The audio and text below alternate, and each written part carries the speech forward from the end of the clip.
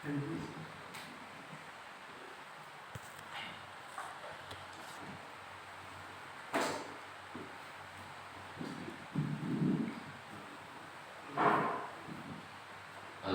بنية القبول وتمام كل سنة وإلى حضرة الرسول آله وأزواجه وذريته أجمعين ثم إلى أرواح جميع مشايخنا ومعلمينا وأساتذتنا وأصولهم وفروعهم أن الله يتغشهم من رحمة ومغفرة وأن الله يعيد علينا من صفاتهم وفهمهم وعلومهم وخصوصياتهم وأسرارهم وأنوارهم في الدين والآخرة على هذه النية وعلى ما نوى به سلفنا الصالح وعلى حضرة النبي الفاتحة. أعوذ بالله من الشيطان الرجيم. بسم الله الرحمن الرحيم. الحمد لله رب العالمين الرحمن الرحيم مالك يوم الدين. إياك نعبد وإياك نستعين اهدنا الصراط المستقيم صراط الذين أنعمت عليهم غير المغضوب عليهم ولا الضالين آمين.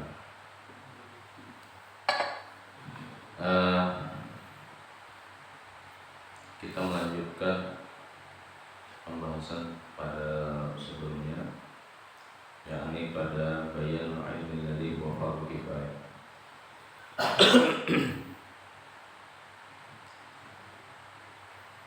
Waqala Imam Al-Ghazali rahimahullah ta'ala wa nafa'ana bihi wa bi'ulumihi fid dharain. Bayan ilmi alladhi huwa fardhu kifayatin. Penjelasan tentang ilmu yang masuk ke dalam kategori fardhu kifayah. Baca Ustaz Al-Alimul Alamah Terapi bacakan.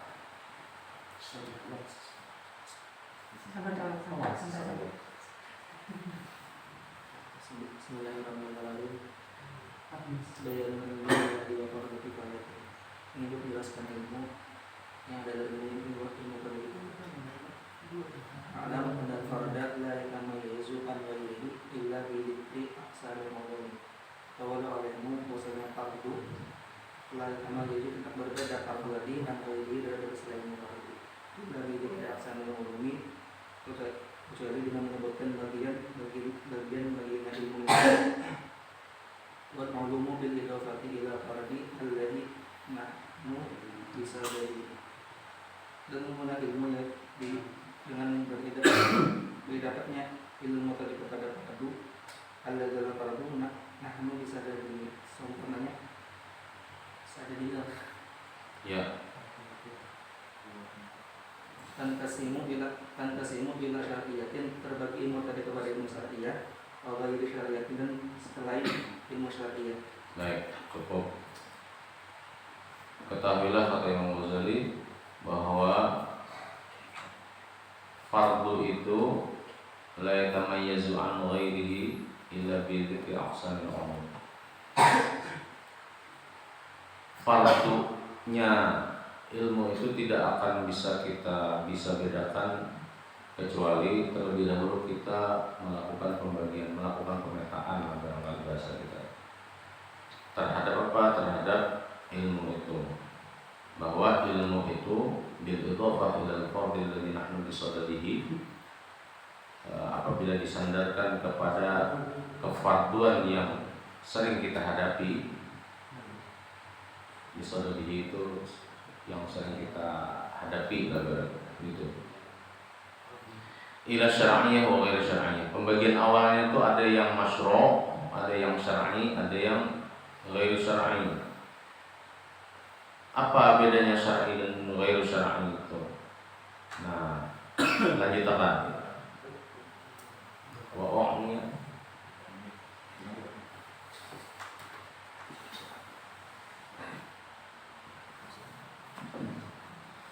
bisyar'iyyati masjid dan anja'i sallallahu alaihi wasallam la yusul aqlu bihi misal sabi wala tadribatu misal tibbi wala simai misal wadhi al-umum allati laysat bisyar'iyyatin tanpa ulama wa mahmudun wa ulama wa madmumun wa ulama wa mudafun. Oke, cukup. Dan mau maksud dengan syar'i di sini yaitu yang dapat memberikan suatu manfaat yang berfaedah mengambil kemanfaatan dari para nabi SAW dan tidak menunjukkan akal. Oke. Wa u'niya bi syar'iyyah, yang dimaksud dengan ilmu yang masyru', yang syar'i itu ma ustufida minal anbiya salawatullah alaihim wassalam. Apa yang kita petik manfaatnya, barangkali ustufida begitu sebenarnya. Tapi bahasa lain itu apa yang kita sadur, yang kita ambil, yang kita gali gitu kan. Dari siapa? Dari para nabi. Jadi ilmu yang disebut ilmu yang syar'i itu sumbernya dari para nabi. Kalau tidak bersumber dari para nabi, nah itu pemahaman sebaliknya, berarti mafhum mukhalafahnya. Kalau tidak bersumber dari nabi, barangkali sementara ya pemahaman ini kan masih ada penjelasan. Itu belum disebut dengan ilmu yang syar'i. Ini menurut beliau gitu. Wala yursidul aqlu ilaihi mislul hisabi, dan akal tidak memiliki kemampuan yursidu. Yursidu itu apa? Memberi petunjuk bisa, membimbing bisa, mengarahkan juga bisa. Jadi akal tidak punya kemampuan untuk memberikan petunjuk, mengarahkan, membimbing gitu kan. Kenapa? Karena sumbernya tadi para nabi itu kan dari Allah langsung. Apa yang kita sebut dengan wahyu. Sehingga akal tidak punya otoritas di situ untuk membimbing. Wa ma yantiqu 'anil hawa in huwa illa wahyu yuha. Jadi kalau sumbernya dari nabi itu mesti wahyu. Kita pahami begitu ya. Oleh karena itu akal tidak punya kompetensi lah untuk memberikan arahan-arahannya. Contohnya misal hisabi. Hisab itu apa ilmu hisab? Ya dulu mungkin disebut ilmu berhitung ya. Sekarang mungkin pengembangannya sudah jadi matematika. Saya matematian lah. Bahari lagi SD wah saking karena waktu itu melihat angka ilmu matematian ya. Matematian memahaminya ada paham-paham. Apalagi kalau sekarang lah ilmu matematika ini tahu kalau zaman Bu Pian itu SD sulit tidak belajar matematika? Mudah mungkin. Nah betul. Kalau zaman mungkin apalagi zaman saya ya, zaman saya SD itu matematika tuh paling sampai kelas 6 tuh hingga menjumlah aja, membagi ya kalian, kurangan, pembagian masih seputar itulah. Belum ada yang berat-berat. Kalau sekarang itu apalagi masa online kemarin. Karena yang sibuk mengerjakan itu bukan anaknya, kuitannya. Orang tuanya yang tapi bakawan lah angka, kayak itu musuh berhulu melihat angka tuh musuh berhulu. Walat tajribatu mislu tibbi. Jadi tidak juga yang berdasarkan tajribah. Tajribah itu apa? Eksperimen ya, eksperimen. Ya. Kan ilmu itu ada yang berdasarkan pengalaman itu. Eksperimen itu bisa diartikan dengan penelitian yang dilakukan berulang-ulang barangkali gitu ya. Percobaan yang banyak gitu. Seperti apa mislu at-tibbi. At-tibbi itu loh. Ya mungkin dulu ilmu pengobatan, kalau sekarang sudah dokteran lah. Nah itu juga bukan yang bersumber dari wahyu tadi. Walas sima'i atau walas sama'i, terserah. Mithlu al-lughati, tidak juga ilmu yang berdasarkan apa? Audio ya. Bahasa kerennya ya, audio dipaksa-paksa ya. Ilmu pendengaran lah seperti bahasa. Menurut Imam Ghazali, ilmu bahasa itu ilmu berdasarkan pendengaran. Cuma maksudnya tidak sekadar pendengaran, tentu saja kita tidak bisa lepas dari yang dulu pernah kita sebutkan, kecerdasan bahasa itu, linguistik itu ada 4 kalau tidak salah ya. Ada keterampilan berbicara, keterampilan menyimak, pendengaran, keterampilan menulis, dan keterampilan apa lagi? Membaca ya. Jadi 4 keterampilan itu. Nah, tapi beliau di sini hanya as-sima'. Ya bisa juga memang orang bisa menyerap bahasa orang lain itu pada awalnya mendengarkan dulu, menyimak dulu. Nah, itu juga tidak termasuk ilmu yang syar'iyah tadi gitu kan. Lanjut lagi. Fal-ulum التي ليست بشرعية تنقسم إلى ما هو محمود وإلى ما هو مذموم وإلى ما هو مباح.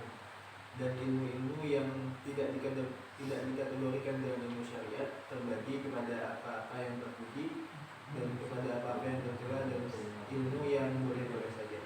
Bagus. Fal-mahmudu ma yartabitu bihi masalih umur dunya katib wal hisab. Maka ada pun yang terpuji apa-apa yang erat kaitannya dengan kemaslahatan urusan dunia seperti kedokteran dan matematika. Wadzalika yanqasimu ila ma huwa fardhu kifayatin wa ila ma huwa fadilatu wa ila ma huwa fadilatin wa laysa bi fardhiyatin. Dan yang demikian itu terbagi kepada yang sifatnya fardhu kifayah dan kepada yang sifatnya keutamaan atau kelebihan saja, bukan kewajiban. Bagus. Amma fardhu kifayati fa huwa ilmun la yustagna anhu fi qiwami umur dunia. Fi qiwami umuri dunya katibi.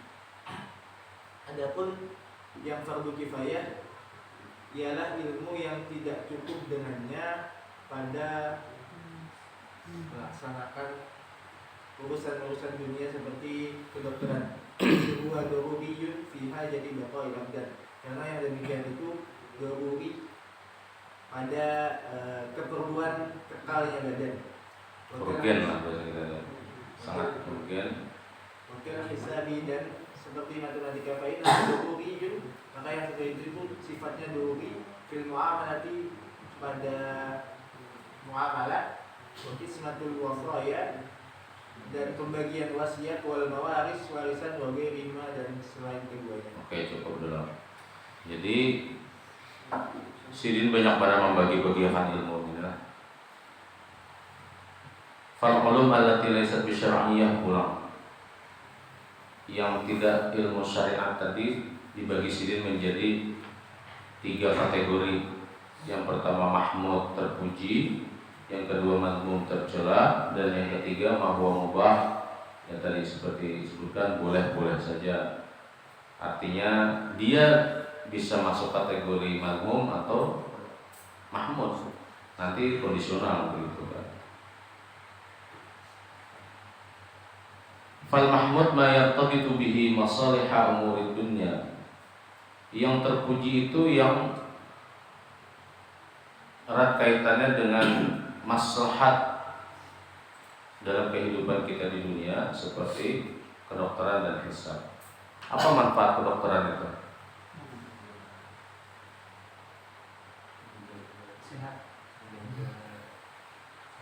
Nah, itu nanti di bawah itu dijelaskan oleh Sidin itu. Wa dzalika yanqasimu ila ma huwa fardhu kifayatin wa ila ma huwa fadilatun. Jadi yang bersifat mahmud ini, yang terpuji ini dibagi Sidin pula. Kenapa pembagiannya? Ada yang fardhu kifayah, ada yang fadilah saja, yang keutamaan saja.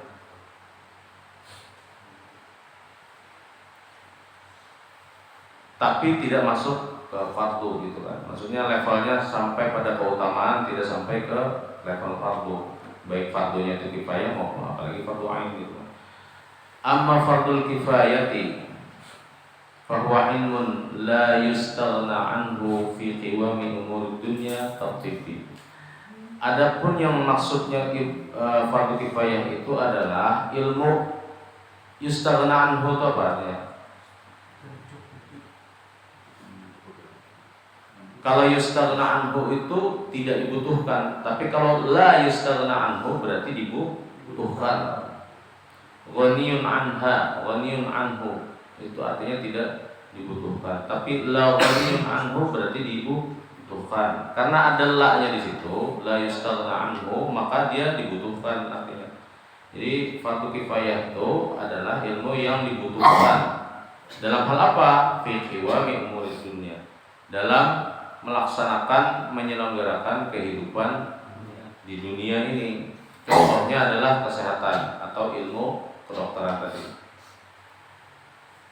Apa manfaatnya? Il huwa daruriyun fi hajati baqa'il abdani. Jadi ilmu kedokteran itu daruriyun, urgen bisa kita artikan seperti itu, atau perlu, dibutuhkan untuk apa? Fi hajati baqa'il abdani, dalam memenuhi hajat atau kebutuhan dalam konteks baqa'il abdan. Baqa' itu artinya ya macam-macam, ya Allah, bisa kekal, bisa. Nah, tapi kalau konteksnya badan fisik kita berarti apa tuh? Ya, menjaga stabilitas kesehatan kita lah, agar tetap kesehatan itu stabil. Ya, jaga imun dan seterusnya. Jadi memang kalau dalam usul fikih itu ada dikatakan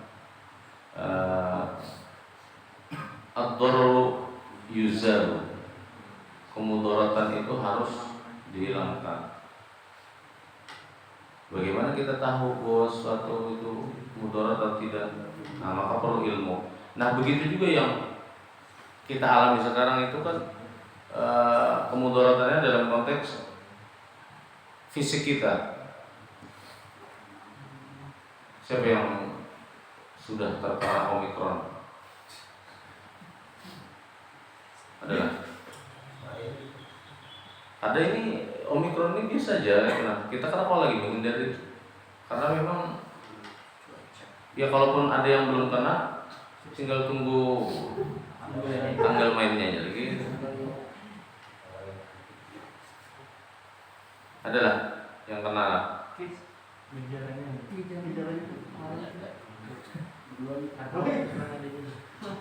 Ya, gejalanya itu kebanyakan orang tuh pasti ada panas di rakungan, batuk lah. Mungkin ada meriang-meriang dikit, demam-demam dikit. Mungkin badan juga ada yang sakit seperti ditusuk-tusuk gitu. Itu sehari dua ya.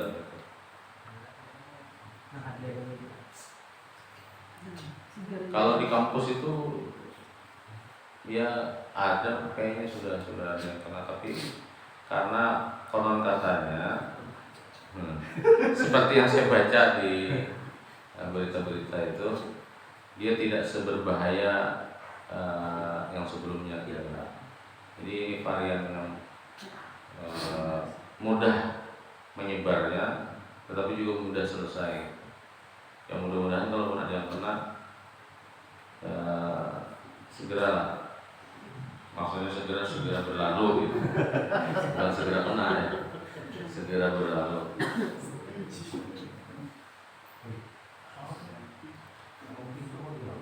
Jadi kalau dia memang sesuatu yang seperti itu ya, membahayakan, kaidahnya ya harus dihilangkan. Kata Nabi, la dharara wala dirar.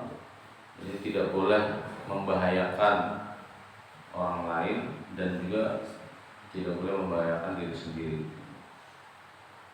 Apa kaitannya? Nah, ini kaitannya nih dengan kebijakan-kebijakan yang ada. kita ini kan seringkali ya itulah polanya memang sudah dibuat polarisasi di negara kita ini, bagaimana supaya masyarakat Indonesia ini ada dua kategori gitu, dua kubu dan dua kelompok besar, yang satu pro, yang satu kita kembali saja kepada yang dulu pernah kita bahas, wa umumun naf'i la yustarabu fihi, bahwa kalau sesuatu itu yang bersifat umum kemanfaatannya dan itu bisa dirasakan, maka seperti apapun, sekejam apapun kita menyebutkan bahwa itu tidak bermanfaat, itu membahayakan masyarakat. Tapi kalau dilihat masyarakat itu tidak membahayakan sebetulnya, bahkan itu menjadi fasilitas yang baik bagi mereka, nah kita tidak bisa menafikan itu, kan begitu kaidahnya. Nah, kaitannya dengan yang sekarang itu adalah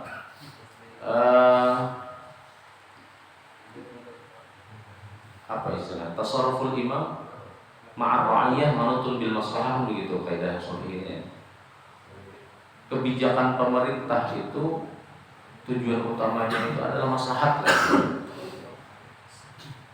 Maka kalau misalnya kebijakan maslahatnya itu adalah menghilangkan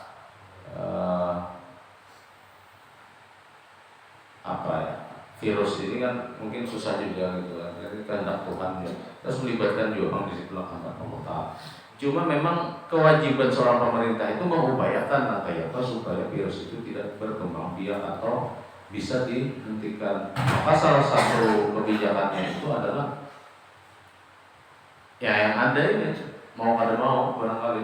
Sekarang kita bayangkan saja kalau kita yang jadi pemerintah gitu. Apa yang akan kita lakukan supaya la darara wa la dirara tadi.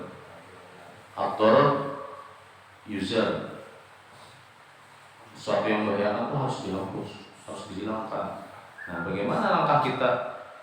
Tentu saja kan ini pada ujung-ujungnya apapun yang jadi kebijakan kita nanti itu pasti menimbulkan like dan dislike kan gitu.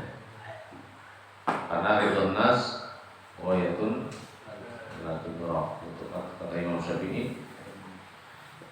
Untuk kita yang memiliki kebijakan, kemudian kebijakan kita itu disenangi seluruh orang, seluruh pihak, seluruh komponen masyarakat, semua kelompok, itu sesuatu yang sepertinya hil yang mustahil begitu ya, atau mustahil. Baik, kita lanjut lagi. Jadi hajat baqaul abdan di sini memenuhi hajat, makanya apa, supaya tubuh kita itu tetap baqa. Baqa di situ tidak dalam arti kekal sebagaimana Allah sang pencipta, tapi dipahami sekadar kita sebagai manusia saja. Artinya fisik kita itu harus terjaga. Jadi dorurinya tibbi itu di situ, mengurusi pelayanan fisik manusia. Wakal hisabi, dan seperti juga ilmu matematika, fa innahu daruriyun fil muamalat. Karena yang matematika itu penting dalam konteks kita berhubungan sosial satu dengan yang lain. Contohnya adalah ismatul wasaya. Itu mau tidak mau harus ada orang yang pintar berhitung di kampung. Saya pernah dapat informasi di Nagara, bukan negara, ada salah satu chef yang sampai sekarang beliau itu menjadi tempat rujukannya masyarakat dalam konteks pembagian warisan itu ya. Jadi sampai sekarang beliau, karena kata beliau itu belum ada yang lain yang apabila ada masalah gitu Pak, langsung diselesaikan sini. Apa biasanya kalau dalam ilmu faraid itu biasanya ada aslul masalah gitu kan ya. Habis itu asal masalahnya berapa gitu kan. Habis itu siapa-siapa yang dawil furudnya siapa, dawil arhamnya siapa, kemudian bagaimana membaginya, pembagian itu kalau memang tidak biasa berhitung, tidak paham rumusan-rumusannya itu Ya itu tadi, akhirnya banyak menimbulkan masalah dalam konteks pembagian warisan, dan itu bisa berdarah-darah kan akhirnya. Berapa banyak orang hanya gara-gara warisan, bahkan yang di berita-berita itu sampai menuntut kuitan, sampai ya, memeja hijaukan orang tua hanya gara-gara warisan. Kadang-kadang warisan itulah tanda marga anaknya, tapi siapa yang membisiki ya juga ada nama wangi orang ya gitu. Nang aslinya tuh nyaman aja sayurnya gara-gara nama wangi tadi. Kalau masam gitu lah. Kuahnya kebanyakan.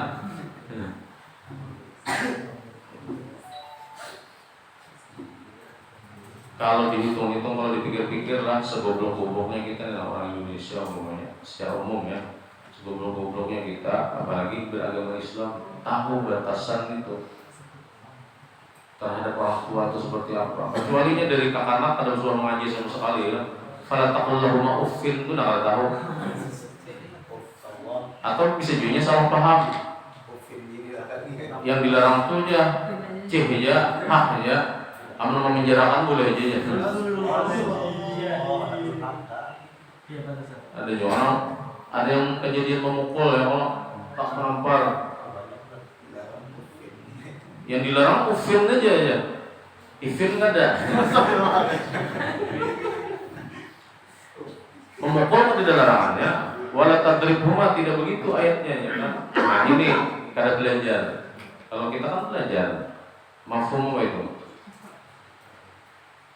Apa kias apa itu? Aulawi, ya, mafhum aulawiyahnya begitu kan. Memukul itu tidak boleh. Kenapa? Ayo berpanggil, hah aja kalau boleh itu, membentak sini aja kalau boleh, apalagi sampai memukul.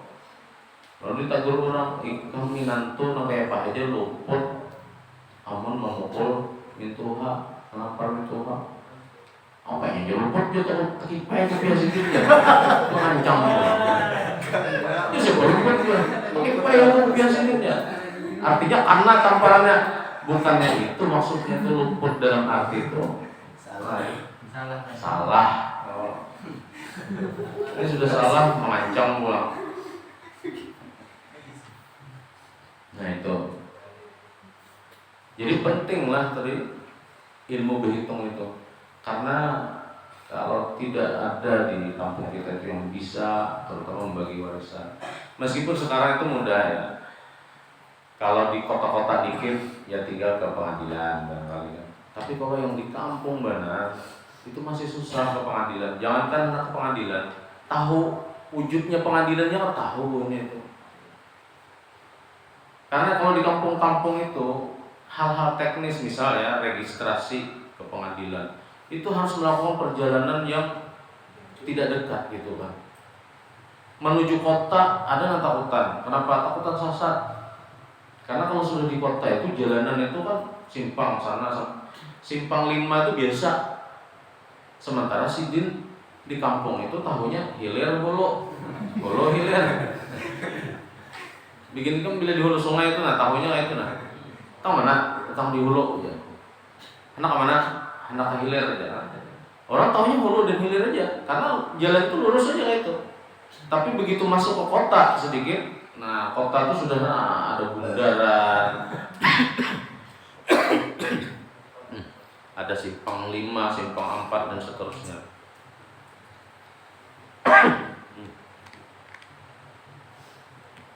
Siapa omikron deh. Tenang aja begini. Aku sudah lawas alumni dah. Aman, insyaallah. Nah minggu tadi kata kawan tuh gara-gara sing ini. Si buta tuli ini. Jadi qismatil wasaya wal mawaris wa ghairihima. Yang paling urgen itu dulu di kampung kita itu diantaranya adalah hal-hal yang bersifat pembagian harta warisan. Ini setengah adalah karena bila ada mata kuliah ilmu faraid sedikit paling tidak dipahami itu. Sekarang itu banyak loh aplikasi-aplikasi pembagian itu.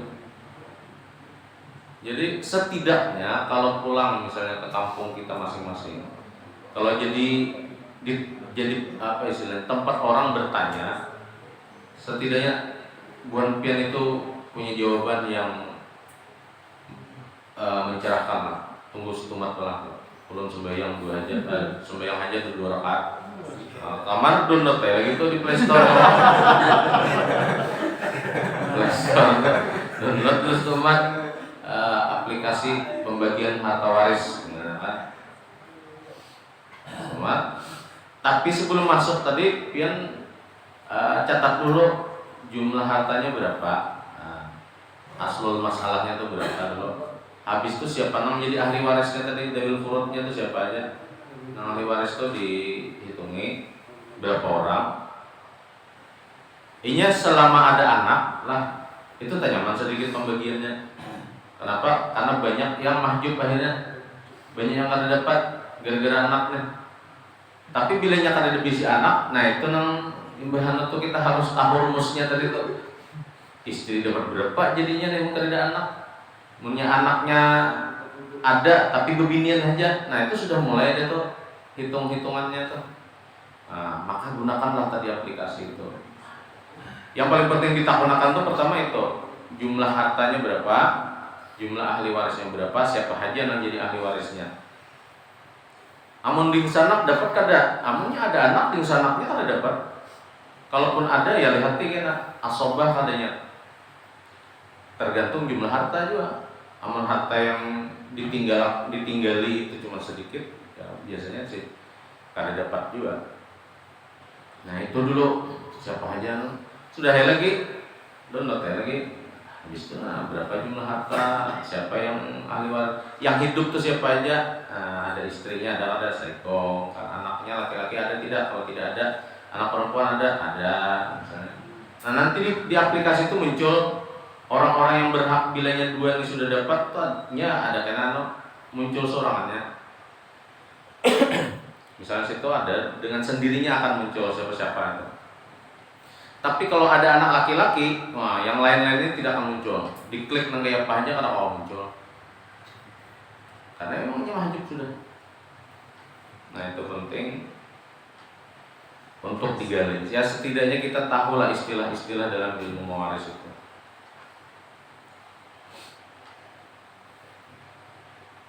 وهذه هي العلوم التي لو خلا البلد عمن يقوم بها حرج أهل البلد. Nah inilah kumpulan ilmu-ilmu yang apabila masyarakat di sebuah wilayah itu khala itu melepaskan diri, aman yaqumu biha untuk mempelajarinya, mengkajinya, maka harija ahlul balad, maka penduduk di negeri itu nanti akan mengalami harija atau harija al-haraj, kesulitan, kesusahan, kesempitan, pokoknya yang setara lah dengan itu artinya. Intinya akan menjadi masalah gitu. Wa idza qama biha wahidun kafar. Tapi kalau ada segelintir orang, wahidun saja kata Imam Ghazali kan, satu orang saja, apalagi segelintir orang. Di kampung lah, ini kita bicaranya kampung benar lah, bukan yang di kota-kota ini. Kalau di kota ini kan dokter spesialis atau dokter-dokter atau apa rumah praktek biasanya itu banyak di mana-mana. Tapi kalau di kampung, pertama lah orang-orang di kampung itu untuk kuliah di kedokteran itu memiliki keterbatasan finansial. Di samping finansial, keterbatasan informasi juga. Orang kan tapi ya merasa minder dulu anak kuliah di kedokteran gitu. Nah, di kampung juga kadang-kadang di samping informasi, wawasan dan seterusnya, itu hajatnya tuh kebutuhannya tuh untuk apa di kampung? Orang kadang berpikir sampai ke sana. Kenapa? Karena di kampung itu Cukup mantri saja. Yalah, yang orang-orang di kampung lah pasti paham ini. Di kampung-kampung itu cukup mantri. Sampai sekarang mantri itu masih ada wujudnya. Meskipun katanya sebagian ada yang ditutup, tidak dibolehkan, tidak dibolehkan praktek lah gitu kan. Karena keilmuannya itu kan kalau di ilmu kedokteran mungkin cuma D1 lah, mungkin selevel D1 gitu. Cuman kan orang berdasarkan jam terbang juga. Ya intinya juga dokter-dokter itu juga di awal-awal kalau tidak punya jam terbang tinggi juga, mereka repot juga, tidak paham bagaimana menangani. Ya kita kan datang ke dokter di Toklisidin kan sakitnya apa? Artinya kan tahu juga sakit kita nih. Dokternya aja kan bingung kita nih sakit apa. Karena dia tidak tahu, makanya dia bertanya sakitnya apa. Paham lah maksudnya ini. Artinya sama pada kata tahu juga.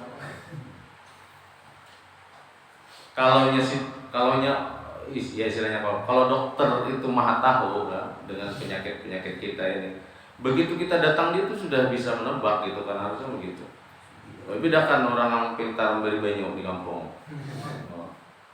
Belum apa-apa dibaca sidin sudah. Ada ilmu firasat itu kan. Ada juga ilmu turab kan. Ilmu firasat, ada ilmu turab.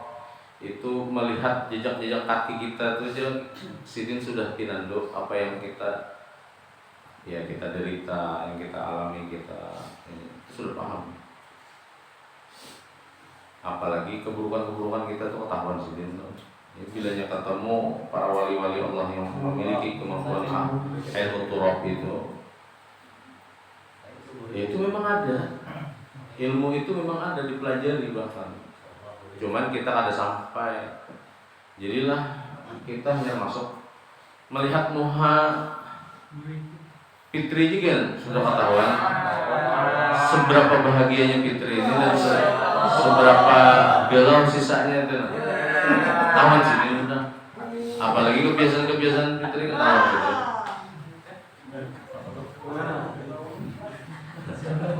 Jangan lebih juga.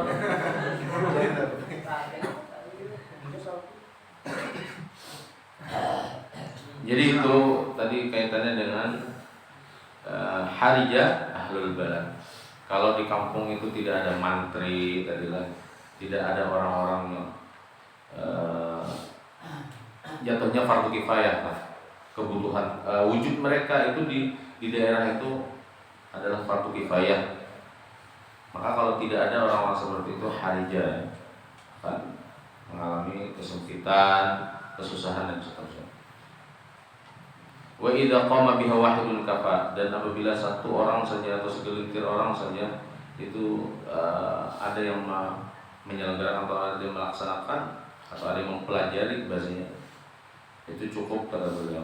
Wa saqatal fardu 'anil akharin, maka gugurlah kewajiban bagi yang lainnya.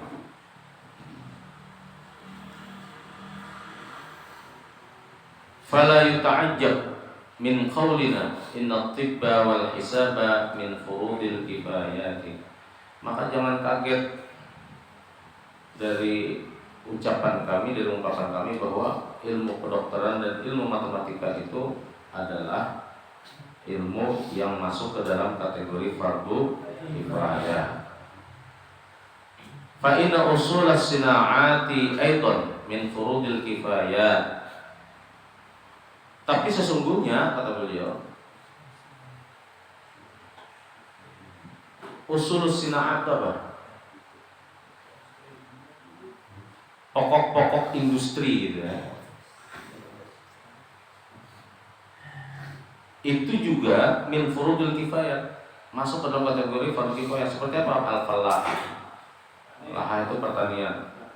Jadi pokok industri dalam pertanian itu fardu kifayah. Yang pokok itu apa dalam pertanian itu? Yang pokok ya bertaninya, berarti bercocok tanamnya. Kalau menjualakan berasnya itu kan sudah ada fardu kifayah lagi kayaknya itu. Itu sudah furuknya. Yang fardunya itu ya bertanamnya itu, bercocok taninya. Karena masalah distribusi atau itu masalah teknis gitu kan. Itu tetap bisa digawi selama ada yang bertanam. Tapi kalau tidak ada yang bertani, tidak ada yang bertanam.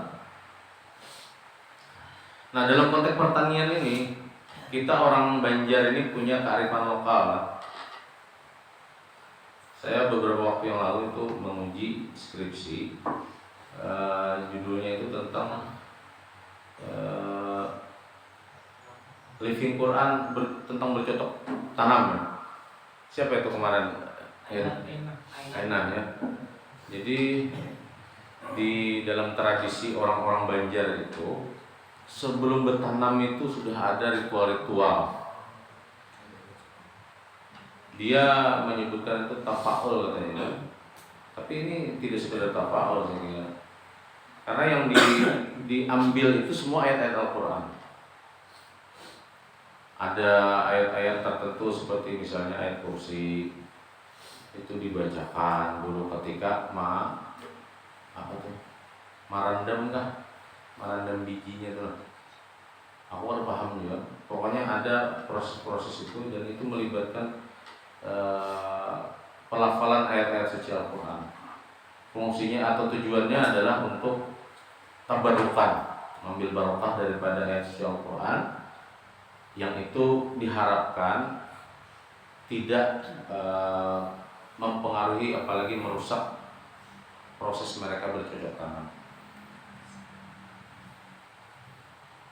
Ya itu sesuatu yang menarik ya. Kenapa? Karena kita jangan buru-buru menghakimi mereka itu berlebihan, tidak. Mereka itu berdoa di situ. Hidup kita ini kan harusnya begitu. Apapun yang kita gawe itu berdoa. Kan itu ayat Al-Quran, bukan ayat-ayat setan. Ya. Itu ayat Al-Quran dibacakan, tabarukan kepadanya. Apa sih tabarukan itu? Barokah itu apa? Ziyadatul khair ya kalau dalam kalau secara bahasa ya ziyadatul khair. Jadi begini, barokah itu sebetulnya dari mana sih? Kita tabarukan itu kepada objek atau kepada Allah gitu ya. Itu yang harus kita pahami. Jadi misalnya begini, Rasulullah kan suatu ketika pernah tuh kehabisan air. Sahabat-sahabat tidak bisa berwudu sementara waktu asar tuh sudah mulai mau berlalu. Sudah habis nih waktu asar. Tapi air tidak ada. Akhirnya Rasulullah mencelupkan tangannya kepada sedikit sisa air. Kemudian beliau menyodorkan tangan beliau yang dari sela-sela jarinya kemudian keluar air gitu kan. Sahabat bisa berwudu di situ.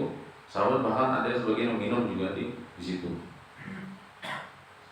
Cepat kata beliau, silakan berwudu, lakasi wudu ya bos kita tuh kan, ini waktu sudah habis, lakasi wudu. Tapi yang jadi catatan itu kalimat berikutnya, al-barakah minallah.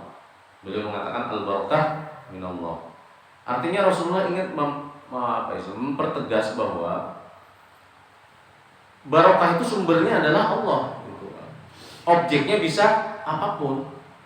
Ini harus kita pahami. Objeknya bisa apapun dan siapapun. Nah, dalam hal ini yang menjadi objeknya adalah jari jemari situ. Tapi al-barakah tetap minallah. Ketika memulai bulan Rajab, Rasulullah selalu minta apa? Keberkahan kan? Allahumma barik lana fi Rajab wa Sya'ban wa ballighna Ramadan. Minta keberkahan di situ.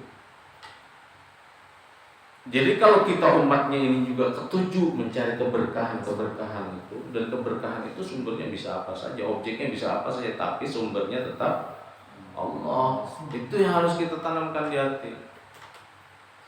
Nah, kalau misalnya kita paham dengan rumus seperti ini, dan inilah sebetulnya rumus-rumus yang dipahami ulama-ulama kita, maka selesai, tidak perlu ada kita yang bertengkar-tengkar sana sini hanya karena salah memberikan definisi itu. Kalau dalam bahasa filsafatnya kan epistemologinya aja Pak. Epistemologinya apa? mau gitu ya kalau mendengar bahasa plastik epistemologi. Ya, tapi penting itu ya. Asal muasalnya itu, nah hakikatnya kan biasa hakikatnya itu apa?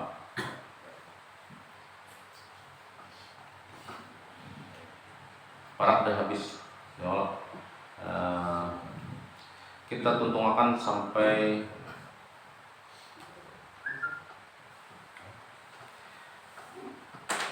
al-falahah tadi, wal hiyakah apa? Tenun ya, atau tekstil mungkin yang ininya ya. Yang ininya apa? Yang pokoknya wasiyasah. Siyasah itu politik ya, mempelajarinya juga termasuk usul menurut beliau. Balil hijamah wal khiyatah. Bahkan kata beliau al-hijamah itu apa? Berkam ya. Membekam al-khiyatah wal khiyatah. Khiyatah itu mungkin konveksi ya. Kalau hiyakah itu tekstilnya, khiyatah itu sudah produksi atau pembuatannya, konveksinya. Fa innahu law khalal baladu minal hujjami tasara al-halaku ilaihim wa hariju bi ta'ridihim anfusahum lil halaki. Karena sesungguhnya kalau misalnya masyarakat itu berlepas diri dari al-hujjam, dari orang-orang yang menjadi ahli dalam pengobatan. Hujjam di sini mungkin representasi dari orang-orang yang pandai mengobati atau pengobatan alternatif lah barangkali gitu ya. Tapi yang masuk akal alternatifnya ya, bisa kita totok saraf, kan bisa hijamah, bisa apalagi apalagi beurut ya Allah, beurutan jangan salah juga. Beurut tuh luar biasa beurut. Kalau tidak ada orang-orang seperti ini tasar al-halak, ini mempercepat kehancuran, dan ini hariju bi ta'ridihim anfusahum lil halak. Ini termasuk yang membuat menyusahkan. Kenapa menyusahkan? Karena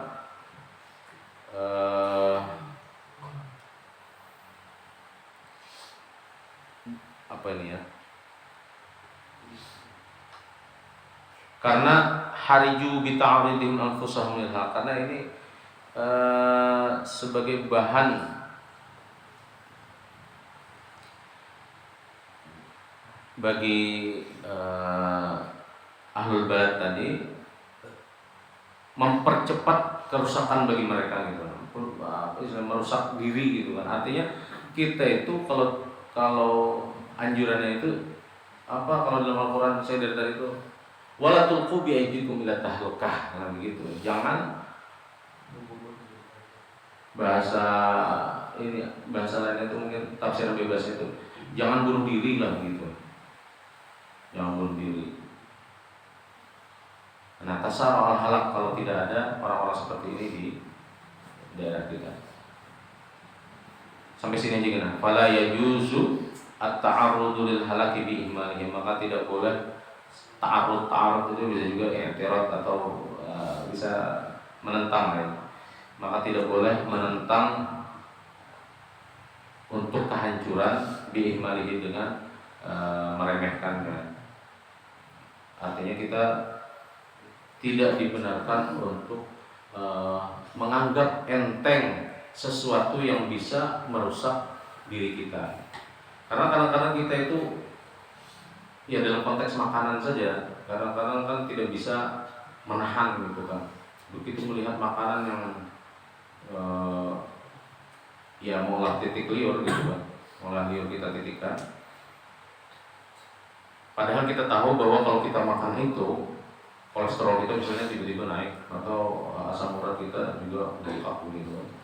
Pokoknya ada lah aritan-aritan, masing-masing orang ini kan beda-beda aritannya.